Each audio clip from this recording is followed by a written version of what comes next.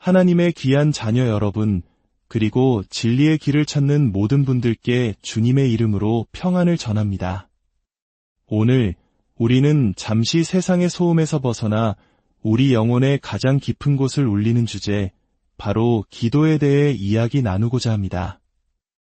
이 이야기가 여러분의 마음에 깊은 울림과 새로운 힘을 준다면 구독과 좋아요를 통해 이 은혜의 메시지를 더 많은 이들에게 전하는 거룩한 사역에 동참해 주시길 부탁드립니다.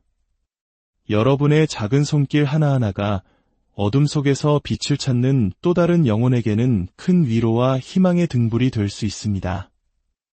여러분의 삶과 가정 위에 하나님의 크신 축복인을 함께 하시기를 간절히 기도합니다. 사랑하는 성도 여러분, 기도는 생명입니다. 우리 모두는 기도가 얼마나 귀하고 중요한지 머리로는 알고 있습니다. 하지만 때로는 그 기도의 능력을 우리 자신보다 우리의 영적 대적인 마귀가 더 깊이 믿고 있는 것은 아닌지 돌아보게 됩니다. 우리가 무릎 꿇고 기도할 때 하늘에서 어떤 놀라운 일이 일어나는지 그 영적인 파급력을 어쩌면 우리보다 마귀가 더 정확하게 알고 두려워하고 있다는 것입니다. 그렇기에 마귀의 가장 큰 전략은 바로 우리에게서 기도를 빼앗는 것입니다. 어떻게든 우리를 바쁘게 만들고 지치게 하고 의심하게 만들어 기도의 자리로 나아가지 못하게 방해합니다. 성도에게서 기도만 앗아가면 영적인 전투에서 자신이 승리할 수 있다는 것을 너무나도 잘 알기 때문입니다. 그러나 안타깝게도 우리는 그만한 믿음을 가지지 못할 때가 많습니다. 인생의 거대한 문제와 시련이 파도처럼 덮쳐올 때 기도하면 능히 이길 수 있다. 기도하면 이 시험을 돌파할 수 있다. 기도하면 그 어떤 절망적인 환경 속에서도 반드시 승리할 수 있다는 확신과 믿음이 우리 안에 살아 움직여야 합니다. 이것이 바로 기도를 믿는 믿음입니다. 조금 이상하게 들릴지 모르지만 우리가 예수님을 믿는다는 것은 눈에 보이지 않는 천국을 믿는 것이며 동시에 기도의 능력을 실제로 믿는다는 의미입니다. 누군가에게 무언가를 부탁할 때 우리는 그 사람의 능력과 신뢰를 바탕으로 부탁합니다. 우리가 안심하고 차에 올라타 잠을 청할 수 있는 것은 그 운전사와 자동차가 나를 목적지까지 안전하게 데려다 줄 것이라는 100%의 믿음이 있기 때문입니다. 기도의 믿음도 이와 같습니다. 내가 기도하면 반드시 무언가 변한다는 믿음, 내가 기도하면 하나님께서 일하신다. 는 강철 같은 믿음이 있을 때 우리는 비로소 진정한 기도를 시작할 수 있습니다. 만약 마음 한구석에 내가 기도한다고 뭐가 달라지겠어? 라는 의심이 자리 잡고 있다면 우리의 기도는 공허한 메아리가 되거나 사람들에게 보이기 위한 중언부언하는 기도로 전락하고 말 것입니다. 가슴 속에서부터 터져나오는 절박한 기도는 결코 나올 수 없습니다. 왜냐하면 믿지 않기 때문입니다. 우리의 연약한 믿음과는 대조적으로 영적인 존재인 마귀는 하나님이 살아계시다는 사실과 더불어 기도의 엄청난 힘을 우리보다 더 확실하게 믿고 있습니다. 그래서 우리가 기도를 시작하면 마귀의 진영에는 비상이 걸립니다. 온갖 잡념을 불어넣고 마음을 분주하게 만들고 육신을 피곤하게 만들어 어떻게든 기도를 중단시키려 발버둥칩니다. 과거 한국 기독교의 영적 황금기였던 시절 삼각산에서 30년간 기도의 불을 지켰던 한 목사님의 이야기가 있습니다. 그분은 서재에서 연구하여 나오는 지식의 설교를 하는 분이 아니었습니다. 매주 토요일 집회가 열리면 수백 명의 성도들 앞에서 강대상에 엎드려 엉덩이를 치켜들고 먼저 깊은 기도로 나아갔습니다. 주님께서 주시는 마음과 말씀을 받기 위함이었습니다. 그렇게 받은 생명의 말씀을 가지고 2시간씩 선포할 때 화려한 밴드나 시스템이 없었음에도 불구하고 그곳에는 하나님의 임재와 능력이 가득했습니다. 왜냐하면 그 말씀에는 생명이 있었기 때문입니다. 머리에서 나온 지식의 설교는 사람의 머리만 복잡하게 하지만 깊은 기도와 계시를 통해 나온 하나님의 말씀은 우리의 심령과 골수를 쪼개고 영혼을 소생시킵니다.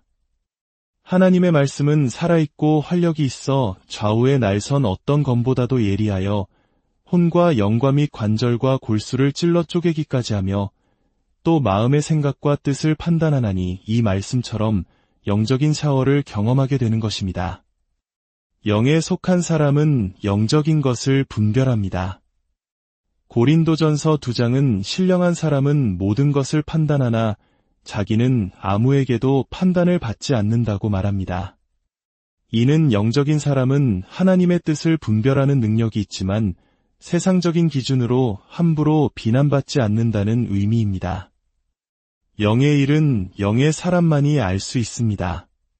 신학을 공부했다고, 교회에 오래 다녔다고 저절로 아는 것이 아닙니다. 목회자 가정에서도 마찬가지의 영적 갈등이 일어날 수 있습니다.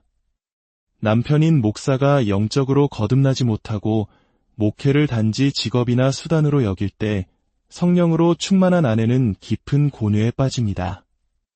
겉으로는 존경해야 할 남편이고 목사님이지만 영적인 소통이 되지 않으니 그 안에서 존경심이 우러나오지 않는 것입니다. 반대의 경우도 마찬가지입니다. 부부가 함께 영으로 거듭나 성령 안에서 하나 될 때 그 교회와 성도들은 진정한 행복을 누리게 됩니다. 그러나 육에 속한 부부가 만나면 그들 사이에는 갈등이 없을지언정 영적인 생명력을 갈망하는 성도들은 메말라 죽어갑니다. 가장 이상적인 것은 우리 모두가 영의 사람이 되는 것입니다. 1990년대 초반 한국 교회가 영적으로 뜨거웠던 그 시절의 부흥이 다시는 오지 않을 것이라고 비관적으로 생각해서는 안 됩니다. 여호와께 능하지 못한 일이 있겠느냐? 우리는 주님 오시는 날까지 그 시절보다 더 강력한 부흥의 바람이 이 땅에 불어오기를 기대하며 기도해야 합니다. 지금도 철야해야 하고, 지금도 금식해야 하며, 지금도 전도해야 합니다. 지금도 부흥은 가능합니다. 패배주의에 젖어 주저앉아 있을 시간이 없습니다. 초대교회는 지금보다 훨씬 더 열악한 환경이었습니다. 복음이 처음 조선 땅에 들어왔을 때 선교사들은 이 땅의 암담한 현실을 보며 통곡했습니다. 희망이 보이지 않았습니다. 남자들은 노름과 방탕에 빠져 있고 나라는 주권을 잃었지만 백성들은 여전히 정신을 차리지 못하던 그 시절. 그런 절망의 땅 조선이 오늘날의 대한민국이 될 수 있었던 것은 무엇 때문입니까? 갑자기 석유가 터졌습니까? 금광이 발견되었습니까? 아닙니다. 이것은 전적인 복음의 능력이요, 기도의 힘이었습니다.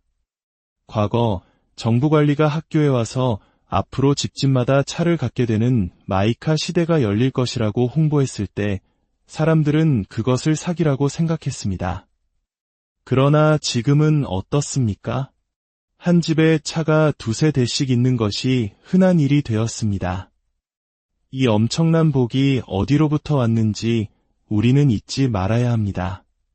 감사함과 동시에 이 복음의 능력을 믿고 앞으로 전진해야 합니다.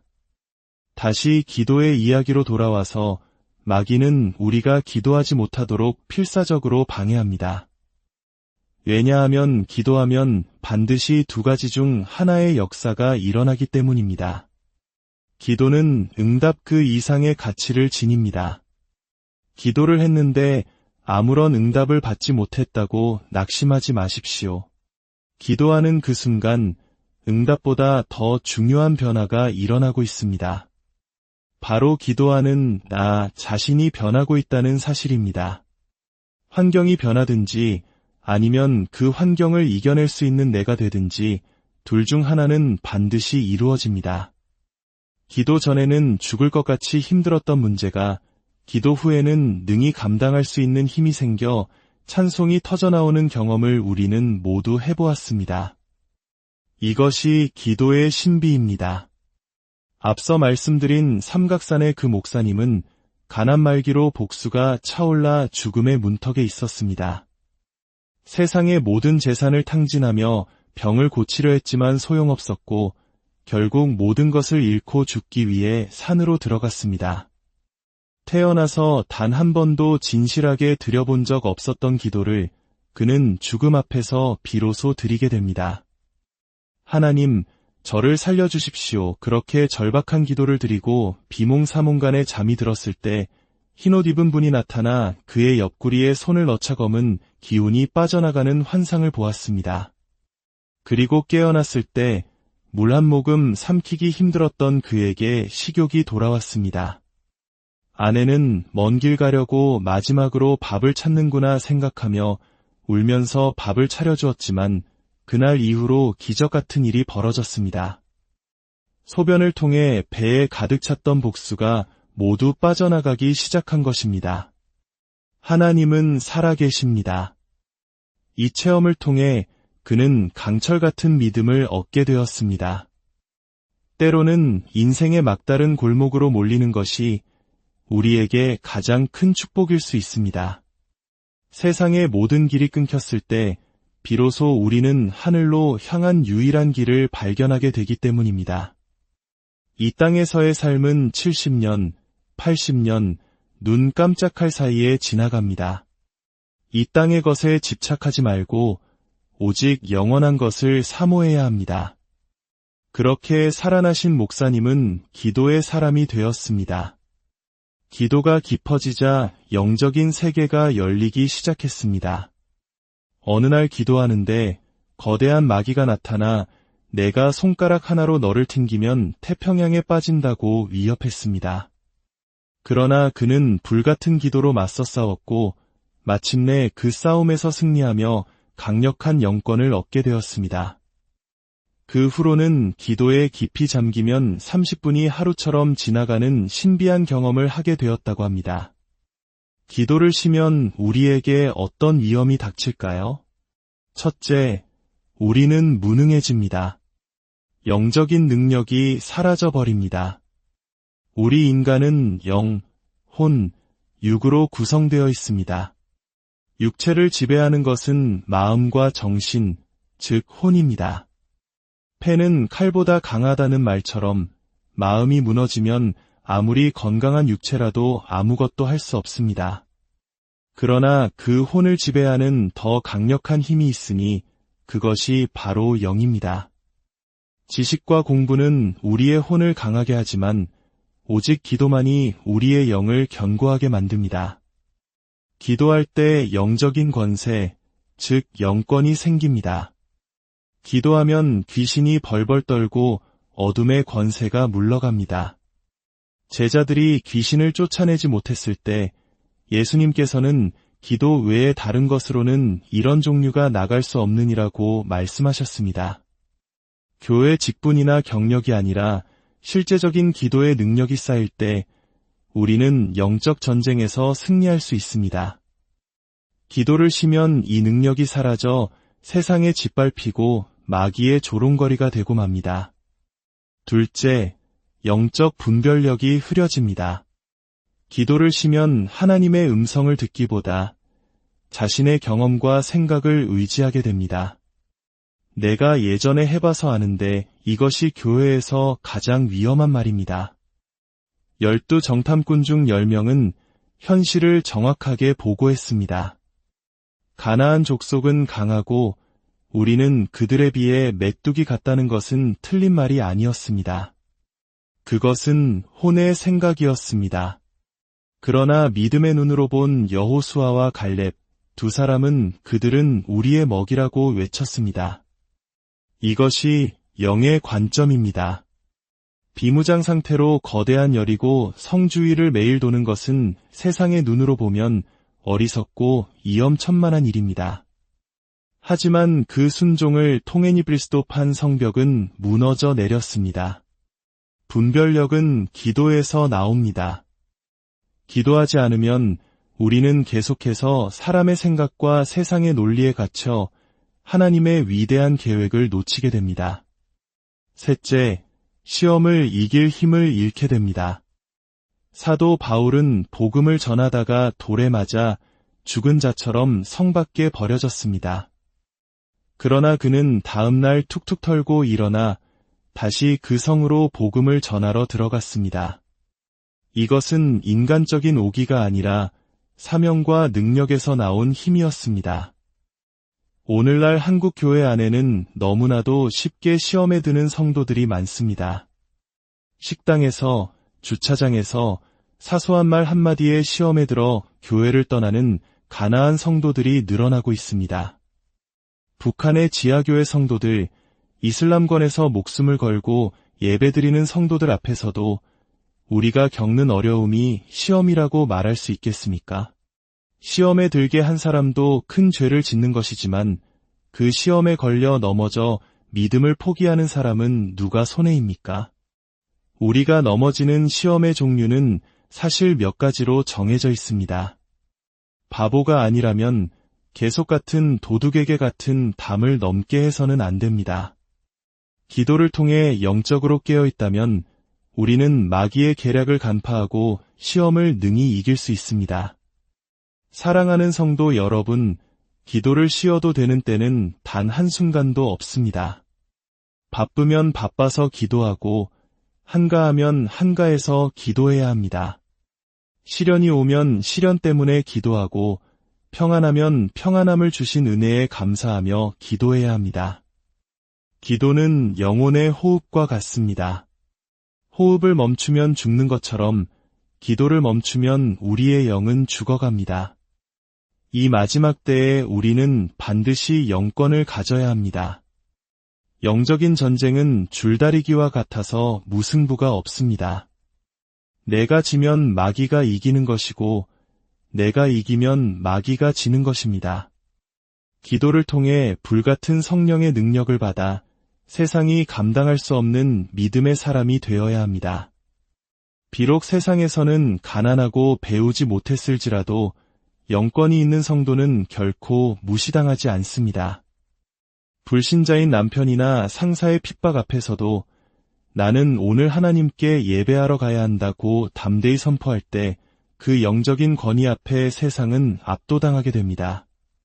오늘 이 밤 마지막 명절 끝날에 누구든지 목마르거든 내게로 와서 마시라 외치셨던 주님의 음성을 들으십시오. 여러분의 심령 위에 성령의 강물이 부어지기를 축원합니다. 묵은 것들을 다 씻어내고 기도의 능력을 받아 예수의 이름으로 승리하는 복된 삶을 살아가시기를 바랍니다. 다 함께 마음을 모아 결단하며 기도합시다. 주여, 저에게도 기도의 능력을 주시옵소서. 주여, 저에게도 기도의 영을 부어주시옵소서. 내 평생 기도의 사람이 되어 기도하다가 주님, 하나님의 귀한 자녀 여러분, 그리고 진리의 길을 찾는 모든 분들께 주님의 이름으로 평안을 전합니다. 오늘 우리는 잠시 세상의 소음에서 벗어나 우리 영혼의 가장 깊은 곳을 울리는 주제, 바로 기도에 대해 이야기 나누고자 합니다. 이 이야기가 여러분의 마음에 깊은 울림과 새로운 힘을 준다면 구독과 좋아요를 통해 이 은혜의 메시지를 더 많은 이들에게 전하는 거룩한 사역에 동참해 주시길 부탁드립니다. 여러분의 작은 손길 하나하나가 어둠 속에서 빛을 찾는 또 다른 영혼에게는 큰 위로와 희망의 등불이 될 수 있습니다. 여러분의 삶과 가정 위에 하나님의 크신 축복인을 함께 하시기를 간절히 기도합니다. 사랑하는 성도 여러분, 기도는 생명입니다. 우리 모두는 기도가 얼마나 귀하고 중요한지 머리로는 알고 있습니다. 하지만 때로는 그 기도의 능력을 우리 자신보다 우리의 영적 대적인 마귀가 더 깊이 믿고 있는 것은 아닌지 돌아보게 됩니다. 우리가 무릎 꿇고 기도할 때 하늘에서 어떤 놀라운 일이 일어나는지 그 영적인 파급력을 어쩌면 우리보다 마귀가 더 정확하게 알고 두려워하고 있다는 것입니다. 그렇기에 마귀의 가장 큰 전략은 바로 우리에게서 기도를 빼앗는 것입니다. 어떻게든 우리를 바쁘게 만들고 지치게 하고 의심하게 만들어 기도의 자리로 나아가지 못하게 방해합니다. 성도에게서 기도만 앗아가면 영적인 전투에서 자신이 승리할 수 있다는 것을 너무나도 잘 알기 때문입니다. 그러나 안타깝게도 우리는 그만한 믿음을 가지지 못할 때가 많습니다. 인생의 거대한 문제와 시련이 파도처럼 덮쳐올 때 기도하면 능히 이길 수 있다. 기도하면 이 시험을 돌파할 수 있다. 기도하면 그 어떤 절망적인 환경 속에서도 반드시 승리할 수 있다는 확신과 믿음이 우리 안에 살아 움직여야 합니다. 이것이 바로 기도를 믿는 믿음입니다. 조금 이상하게 들릴지 모르지만 우리가 예수님을 믿는다는 것은 눈에 보이지 않는 천국을 믿는 것이며 동시에 기도의 능력을 실제로 믿는다는 의미입니다. 누군가에게 무언가를 부탁할 때 우리는 그 사람의 능력과 신뢰를 바탕으로 부탁합니다. 우리가 안심하고 차에 올라타 잠을 청할 수 있는 것은 그 운전사와 자동차가 나를 목적지까지 안전하게 데려다 줄 것이라는 100%의 믿음이 있기 때문입니다. 기도의 믿음도 이와 같습니다. 내가 기도하면 반드시 무언가 변한다는 믿음, 내가 기도하면 하나님께서 일하신다. 는 강철 같은 믿음이 있을 때 우리는 비로소 진정한 기도를 시작할 수 있습니다. 만약 마음 한구석에 내가 기도한다고 뭐가 달라지겠어? 라는 의심이 자리 잡고 있다면 우리의 기도는 공허한 메아리가 되거나 사람들에게 보이기 위한 중언부언하는 기도로 전락하고 말 것입니다. 가슴 속에서부터 터져나오는 절박한 기도는 결코 나올 수 없습니다. 왜냐하면 믿지 않기 때문입니다. 우리의 연약한 믿음과는 대조적으로 영적인 존재인 마귀는 하나님이 살아계시다는 사실과 더불어 기도의 엄청난 힘을 우리보다 더 확실하게 믿고 있습니다. 그래서 우리가 기도를 시작하면 마귀의 진영에는 비상이 걸립니다.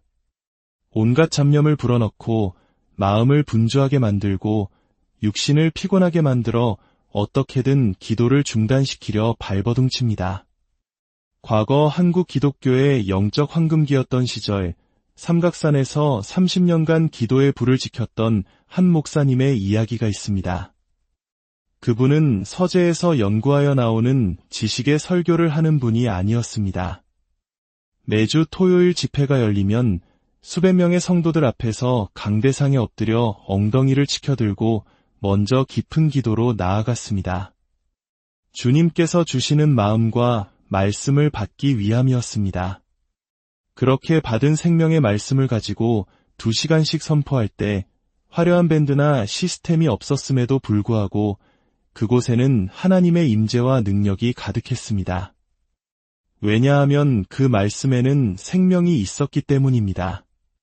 머리에서 나온 지식의 설교는 사람의 머리만 복잡하게 하지만 깊은 기도와 계시를 통해 나온 하나님의 말씀은 우리의 심령과 골수를 쪼개고 영혼을 소생시킵니다. 하나님의 말씀은 살아있고 활력이 있어 좌우에 날선 어떤 검보다도 예리하여 혼과 영과 및 관절과 골수를 찔러 쪼개기까지 하며 또 마음의 생각과 뜻을 판단하나니 이 말씀처럼 영적인 샤워를 경험하게 되는 것입니다. 영에 속한 사람은 영적인 것을 분별합니다. 고린도전서 2장은 신령한 사람은 모든 것을 판단하나 자기는 아무에게도 판단을 받지 않는다고 말합니다. 이는 영적인 사람은 하나님의 뜻을 분별하는 능력이 있지만 세상적인 기준으로 함부로 비난받지 않는다는 의미입니다. 영의 일은 영의 사람만이 알 수 있습니다. 신학을 공부했다고 교회에 오래 다녔다고 저절로 아는 것이 아닙니다. 목회자 가정에서도 마찬가지의 영적 갈등이 일어날 수 있습니다. 남편인 목사가 영적으로 거듭나지 못하고 목회를 단지 직업이나 수단으로 여길 때 성령으로 충만한 아내는 깊은 고뇌에 빠집니다. 겉으로는 존경해야 할 남편이고 목사님이지만 영적인 소통이 되지 않으니 그 안에서 존경심이 우러나오지 않는 것입니다. 반대의 경우도 마찬가지입니다. 부부가 함께 영으로 거듭나 성령 안에서 하나 될 때 그 교회와 성도들은 진정한 행복을 누리게 됩니다.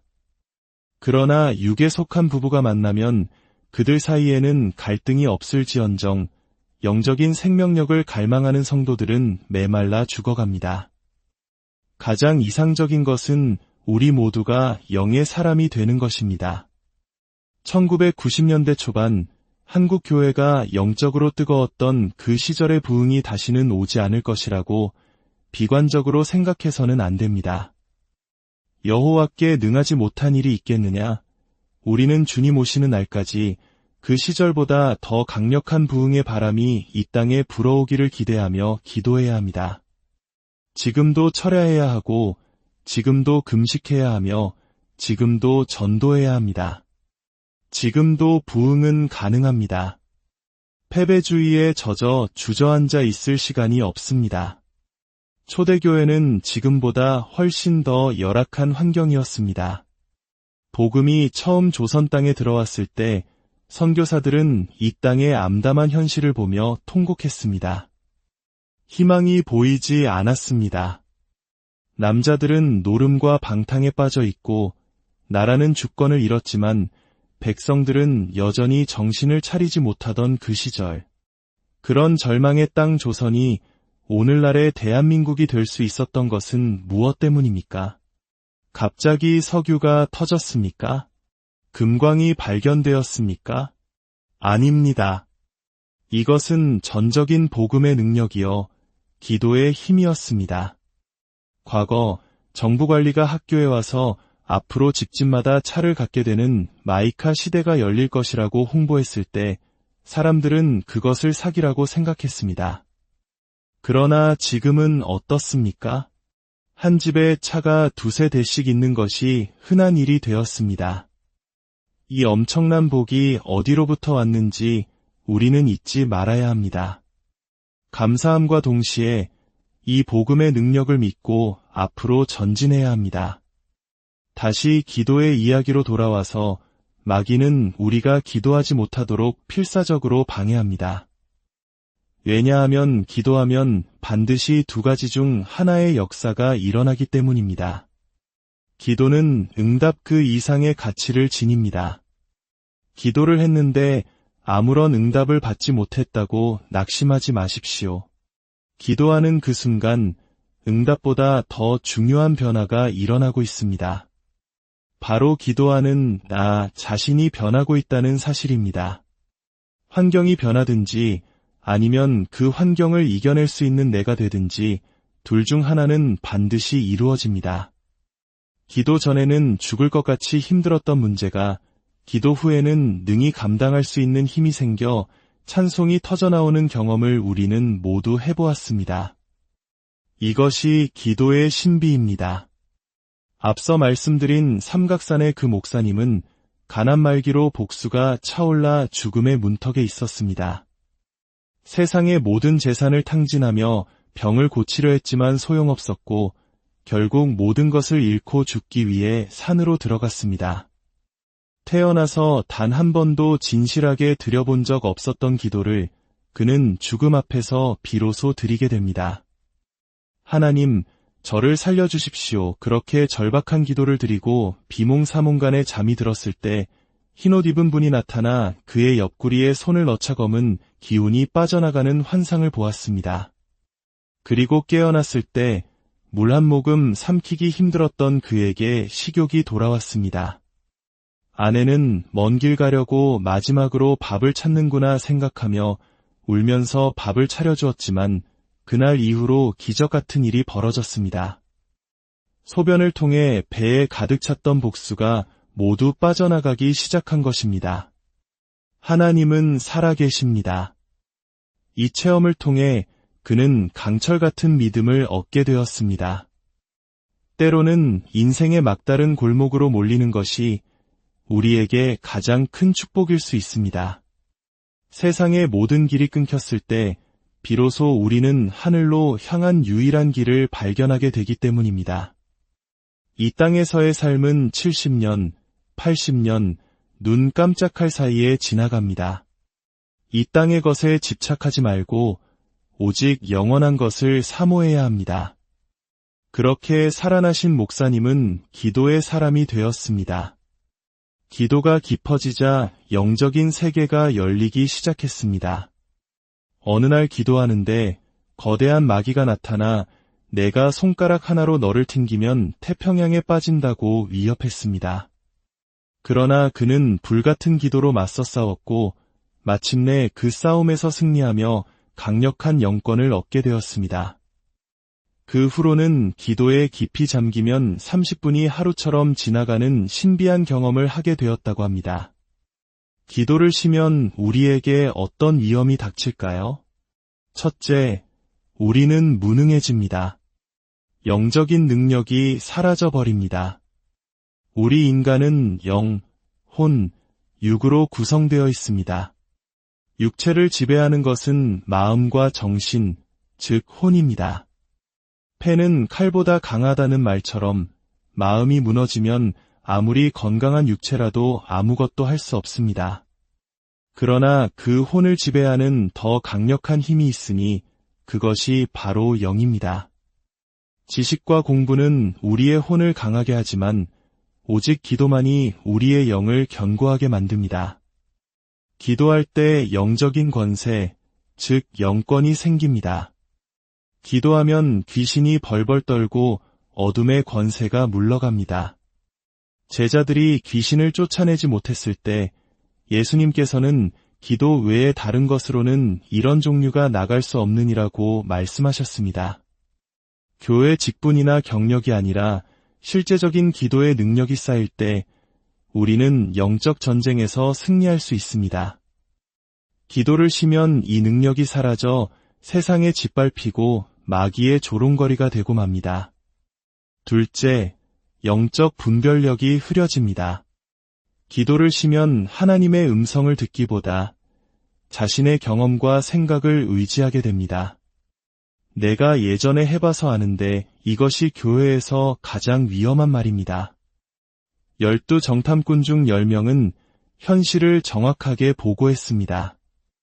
가나안 족속은 강하고 우리는 그들에 비해 메뚜기 같다는 것은 틀린 말이 아니었습니다. 그것은 혼의 생각이었습니다. 그러나 믿음의 눈으로 본 여호수아와 갈렙 두 사람은 그들은 우리의 먹이라고 외쳤습니다. 이것이 영의 관점입니다. 비무장 상태로 거대한 여리고 성주위를 매일 도는 것은 세상의 눈으로 보면 어리석고 위험천만한 일입니다. 하지만 그 순종을 통애니브리스도 판 성벽은 무너져 내렸습니다. 분별력은 기도에서 나옵니다. 기도하지 않으면 우리는 계속해서 사람의 생각과 세상의 논리에 갇혀 하나님의 위대한 계획을 놓치게 됩니다. 셋째, 시험을 이길 힘을 잃게 됩니다. 사도 바울은 복음을 전하다가 돌에 맞아 죽은 자처럼 성 밖에 버려졌습니다. 그러나 그는 다음날 툭툭 털고 일어나 다시 그 성으로 복음을 전하러 들어갔습니다. 이것은 인간적인 오기가 아니라 사명과 능력에서 나온 힘이었습니다. 오늘날 한국 교회 안에는 너무나도 쉽게 시험에 드는 성도들이 많습니다. 식당에서, 주차장에서 사소한 말 한마디에 시험에 들어 교회를 떠나는 가나안 성도들이 늘어나고 있습니다. 북한의 지하교회 성도들, 이슬람권에서 목숨을 걸고 예배드리는 성도들 앞에서도 우리가 겪는 어려움이 시험이라고 말할 수 있겠습니까? 시험에 들게 한 사람도 큰 죄를 짓는 것이지만 그 시험에 걸려 넘어져 믿음을 포기하는 사람은 누가 손해입니까? 우리가 넘어지는 시험의 종류는 사실 몇 가지로 정해져 있습니다. 바보가 아니라면 계속 같은 도둑에게 같은 담을 넘게 해서는 안 됩니다. 기도를 통해 영적으로 깨어있다면 우리는 마귀의 계략을 간파하고 시험을 능히 이길 수 있습니다. 사랑하는 성도 여러분, 기도를 쉬어도 되는 때는 단 한순간도 없습니다. 바쁘면 바빠서 기도하고 한가하면 한가해서 기도해야 합니다. 시련이 오면 시련 때문에 기도하고 평안하면 평안함을 주신 은혜에 감사하며 기도해야 합니다. 기도는 영혼의 호흡과 같습니다.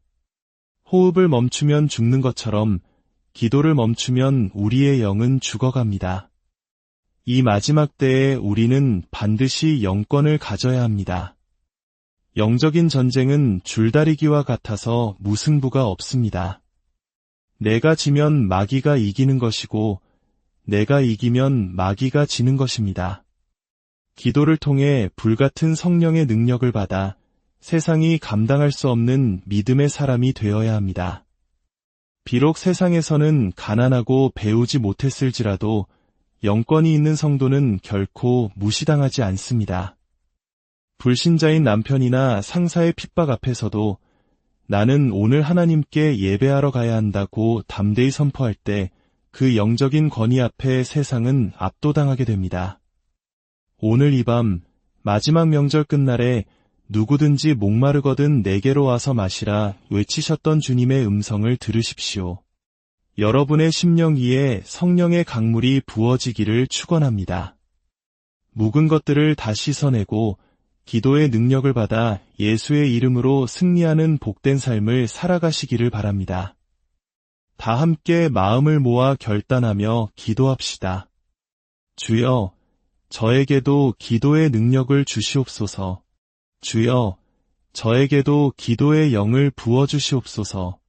내 평생 기도의 사람이 되어 기도하다가 주님, 하나님의 귀한 자녀 여러분, 그리고 진리의 길을 찾는 모든 분들께 주님의 이름으로 평안을 전합니다. 오늘 우리는 잠시 세상의 소음에서 벗어나 우리 영혼의 가장 깊은 곳을 울리는 주제, 바로 기도에 대해 이야기 나누고자 합니다. 이 이야기가 여러분의 마음에 깊은 울림과 새로운 힘을 준다면 구독과 좋아요를 통해 이 은혜의 메시지를 더 많은 이들에게 전하는 거룩한 사역에 동참해 주시길 부탁드립니다. 여러분의 작은 손길 하나하나가 어둠 속에서 빛을 찾는 또 다른 영혼에게는 큰 위로와 희망의 등불이 될 수 있습니다.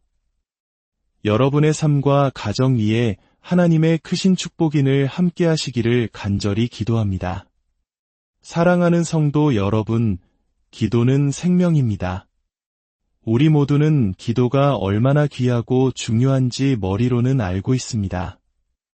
하지만 때로는 그 기도의 능력을 우리 자신보다 우리의 영적 대적인 마귀가 더 깊이 믿고 있는 것은 아닌지 돌아보게 됩니다. 우리가 무릎 꿇고 기도할 때 하늘에서 어떤 놀라운 일이 일어나는지 그 영적인 파급력을 어쩌면 우리보다 마귀가 더 정확하게 알고 두려워하고 있다는 것입니다. 그렇기에 마귀의 가장 큰 전략은 바로 우리에게서 기도를 빼앗는 것입니다. 어떻게든 우리를 바쁘게 만들고 지치게 하고 의심하게 만들어 기도의 자리로 나아가지 못하게 방해합니다. 성도에게서 기도만 앗아가면 영적인 전투에서 자신이 승리할 수 있다는 것을 너무나도 잘 알기 때문입니다. 그러나 안타깝게도 우리는 그만한 믿음을 가지지 못할 때가 많습니다. 인생의 거대한 문제와 시련이 파도처럼 덮쳐올 때 기도하면 능히 이길 수 있다. 기도하면 이 시험을 돌파할 수 있다. 기도하면 그 어떤 절망적인 환경 속에서도 반드시 승리할 수 있다는 확신과 믿음이 우리 안에 살아 움직여야 합니다. 이것이 바로 기도를 믿는 믿음입니다. 조금 이상하게 들릴지 모르지만 우리가 예수님을 믿는다는 것은 눈에 보이지 않는 천국을 믿는 것이며 동시에 기도의 능력을 실제로 믿는다는 의미입니다. 누군가에게 무언가를 부탁할 때 우리는 그 사람의 능력과 신뢰를 바탕으로 부탁합니다. 우리가 안심하고 차에 올라타 잠을 청할 수 있는 것은 그 운전사와 자동차가 나를 목적지까지 안전하게 데려다 줄 것이라는 100%의 믿음이 있기 때문입니다. 기도의 믿음도 이와 같습니다. 내가 기도하면 반드시 무언가 변한다는 믿음, 내가 기도하면 하나님께서 일하신다. 는 강철 같은 믿음이 있을 때 우리는 비로소 진정한 기도를 시작할 수 있습니다. 만약 마음 한구석에 내가 기도한다고 뭐가 달라지겠어? 라는 의심이 자리 잡고 있다면 우리의 기도는 공허한 메아리가 되거나 사람들에게 보이기 위한 중언부언하는 기도로 전락하고 말 것입니다. 가슴 속에서부터 터져나오는 절박한 기도는 결코 나올 수 없습니다. 왜냐하면 믿지 않기 때문입니다. 우리의 연약한 믿음과는 대조적으로 영적인 존재인 마귀는 하나님이 살아계시다는 사실과 더불어 기도의 엄청난 힘을 우리보다 더 확실하게 믿고 있습니다. 그래서 우리가 기도를 시작하면 마귀의 진영에는 비상이 걸립니다. 온갖 잡념을 불어넣고 마음을 분주하게 만들고 육신을 피곤하게 만들어 어떻게든 기도를 중단시키려 발버둥칩니다. 과거 한국 기독교의 영적 황금기였던 시절 삼각산에서 30년간 기도의 불을 지켰던 한 목사님의 이야기가 있습니다. 그분은 서재에서 연구하여 나오는 지식의 설교를 하는 분이 아니었습니다. 매주 토요일 집회가 열리면 수백 명의 성도들 앞에서 강대상에 엎드려 엉덩이를 치켜들고 먼저 깊은 기도로 나아갔습니다. 주님께서 주시는 마음과 말씀을 받기 위함이었습니다. 그렇게 받은 생명의 말씀을 가지고 2시간씩 선포할 때 화려한 밴드나 시스템이 없었음에도 불구하고 그곳에는 하나님의 임재와 능력이 가득했습니다. 왜냐하면 그 말씀에는 생명이 있었기 때문입니다. 머리에서 나온 지식의 설교는 사람의 머리만 복잡하게 하지만 깊은 기도와 계시를 통해 나온 하나님의 말씀은 우리의 심령과 골수를 쪼개고 영혼을 소생시킵니다. 하나님의 말씀은 살아있고 활력이 있어 좌우에 날선 어떤 검보다도 예리하여 혼과 영과 및 관절과 골수를 찔러 쪼개기까지 하며 또 마음의 생각과 뜻을 판단하나니 이 말씀처럼 영적인 샤워를 경험하게 되는 것입니다. 영에 속한 사람은 영적인 것을 분별합니다. 고린도전서 2장은 신령한 사람은 모든 것을 판단하나 자기는 아무에게도 판단을 받지 않는다고 말합니다. 이는 영적인 사람은 하나님의 뜻을 분별하는 능력이 있지만 세상적인 기준으로 함부로 비난받지 않는다는 의미입니다. 영의 일은 영의 사람만이 알 수 있습니다. 신학을 공부했다고, 교회에 오래 다녔다고 저절로 아는 것이 아닙니다.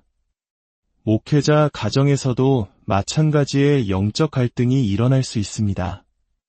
남편인 목사가 영적으로 거듭나지 못하고 목회를 단지 직업이나 수단으로 여길 때 성령으로 충만한 아내는 깊은 고뇌에 빠집니다. 겉으로는 존경해야 할 남편이고 목사님이지만 영적인 소통이 되지 않으니 그 안에서 존경심이 우러나오지 않는 것입니다. 반대의 경우도 마찬가지입니다. 부부가 함께 영으로 거듭나 성령 안에서 하나 될 때 그 교회와 성도들은 진정한 행복을 누리게 됩니다.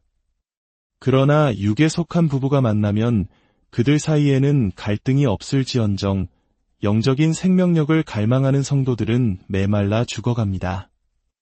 가장 이상적인 것은 우리 모두가 영의 사람이 되는 것입니다.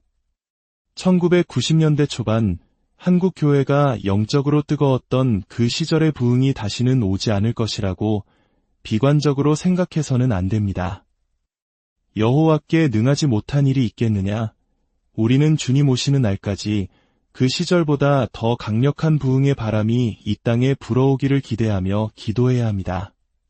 지금도 철야해야 하고 지금도 금식해야 하며 지금도 전도해야 합니다. 지금도 부흥은 가능합니다. 패배주의에 젖어 주저앉아 있을 시간이 없습니다. 초대교회는 지금보다 훨씬 더 열악한 환경이었습니다. 복음이 처음 조선 땅에 들어왔을 때 선교사들은 이 땅의 암담한 현실을 보며 통곡했습니다. 희망이 보이지 않았습니다. 남자들은 노름과 방탕에 빠져 있고 나라는 주권을 잃었지만 백성들은 여전히 정신을 차리지 못하던 그 시절. 그런 절망의 땅 조선이 오늘날의 대한민국이 될 수 있었던 것은 무엇 때문입니까? 갑자기 석유가 터졌습니까? 금광이 발견되었습니까? 아닙니다. 이것은 전적인 복음의 능력이요, 기도의 힘이었습니다. 과거 정부관리가 학교에 와서 앞으로 집집마다 차를 갖게 되는 마이카 시대가 열릴 것이라고 홍보했을 때 사람들은 그것을 사기라고 생각했습니다. 그러나 지금은 어떻습니까? 한 집에 차가 두세 대씩 있는 것이 흔한 일이 되었습니다. 이 엄청난 복이 어디로부터 왔는지 우리는 잊지 말아야 합니다. 감사함과 동시에 이 복음의 능력을 믿고 앞으로 전진해야 합니다. 다시 기도의 이야기로 돌아와서 마귀는 우리가 기도하지 못하도록 필사적으로 방해합니다.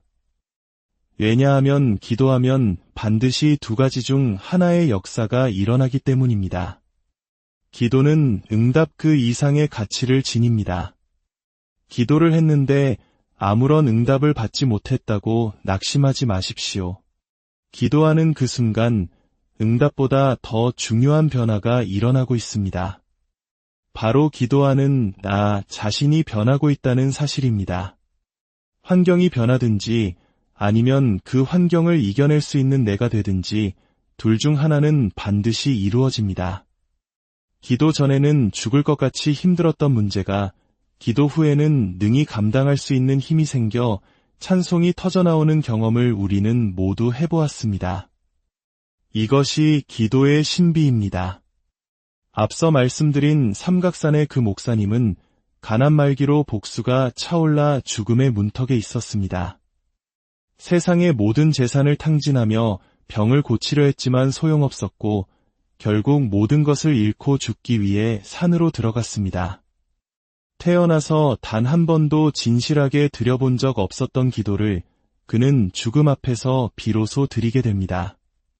하나님, 저를 살려주십시오. 그렇게 절박한 기도를 드리고 비몽사몽간에 잠이 들었을 때 흰옷 입은 분이 나타나 그의 옆구리에 손을 넣자검은 기운이 빠져나가는 환상을 보았습니다.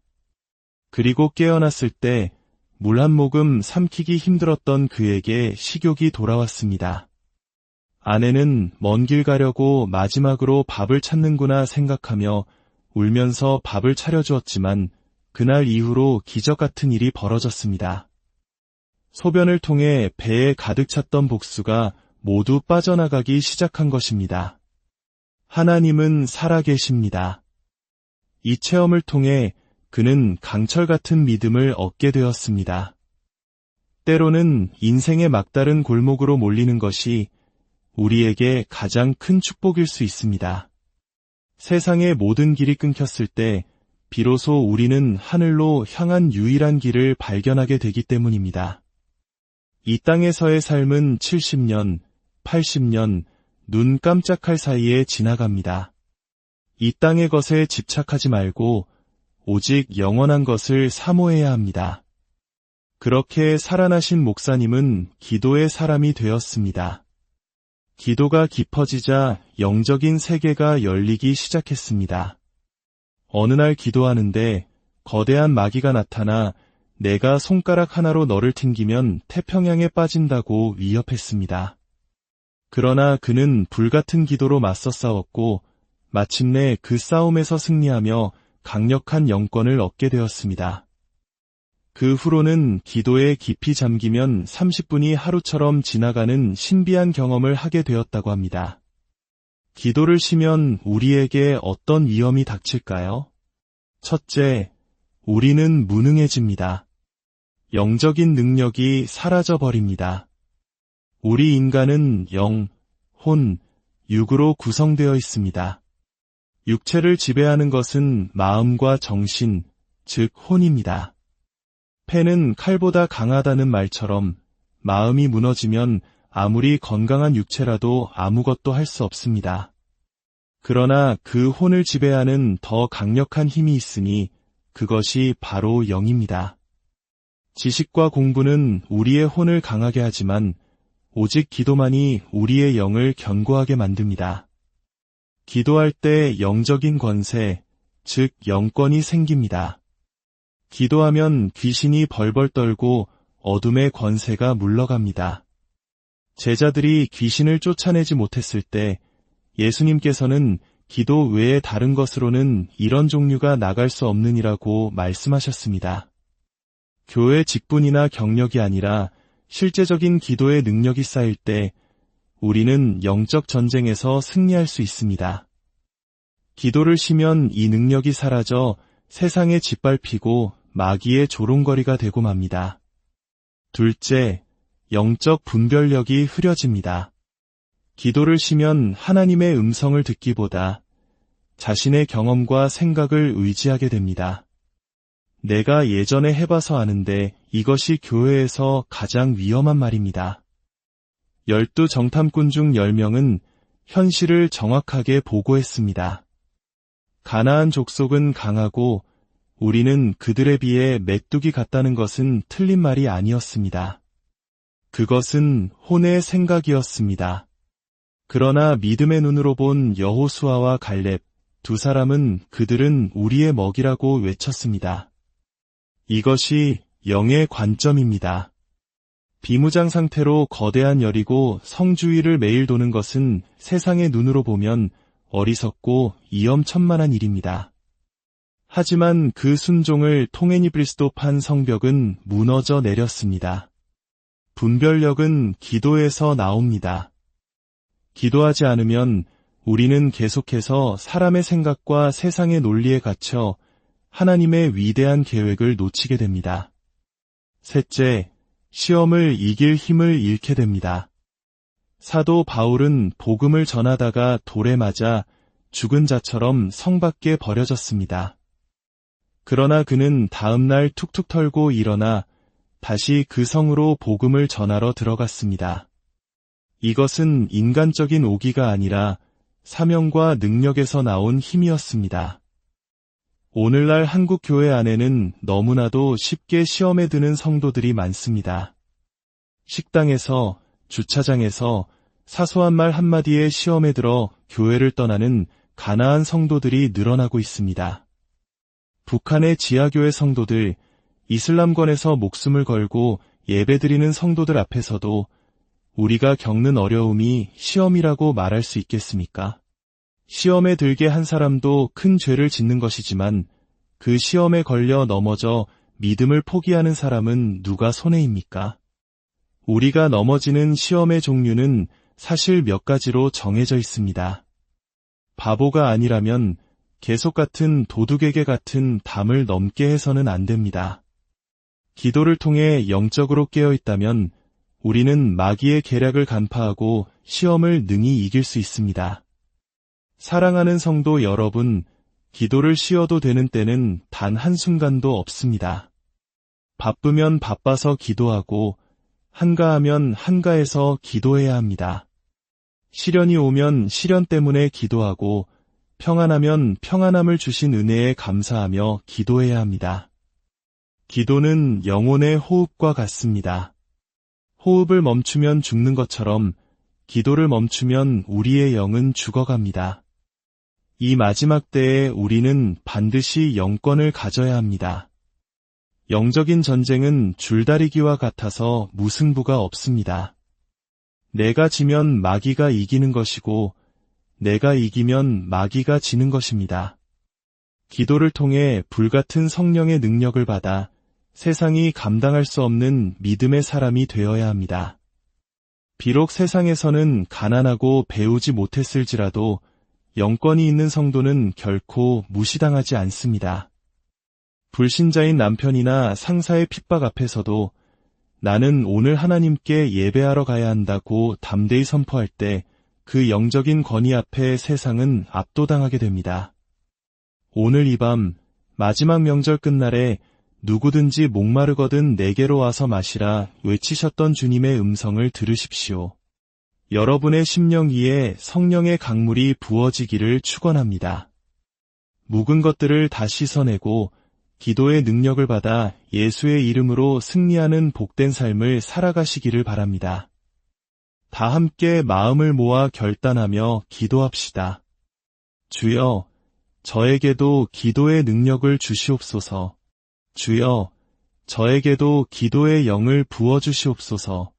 내 평생 기도의 사람이 되어 기도하다가 주님, 하나님의 귀한 자녀 여러분, 그리고 진리의 길을 찾는 모든 분들께 주님의 이름으로 평안을 전합니다. 오늘 우리는 잠시 세상의 소음에서 벗어나 우리 영혼의 가장 깊은 곳을 울리는 주제, 바로 기도에 대해 이야기 나누고자 합니다. 이 이야기가 여러분의 마음에 깊은 울림과 새로운 힘을 준다면 구독과 좋아요를 통해 이 은혜의 메시지를 더 많은 이들에게 전하는 거룩한 사역에 동참해 주시길 부탁드립니다. 여러분의 작은 손길 하나하나가 어둠 속에서 빛을 찾는 또 다른 영혼에게는 큰 위로와 희망의 등불이 될 수 있습니다. 여러분의 삶과 가정 위에 하나님의 크신 축복인을 함께 하시기를 간절히 기도합니다. 사랑하는 성도 여러분, 기도는 생명입니다. 우리 모두는 기도가 얼마나 귀하고 중요한지 머리로는 알고 있습니다. 하지만 때로는 그 기도의 능력을 우리 자신보다 우리의 영적 대적인 마귀가 더 깊이 믿고 있는 것은 아닌지 돌아보게 됩니다.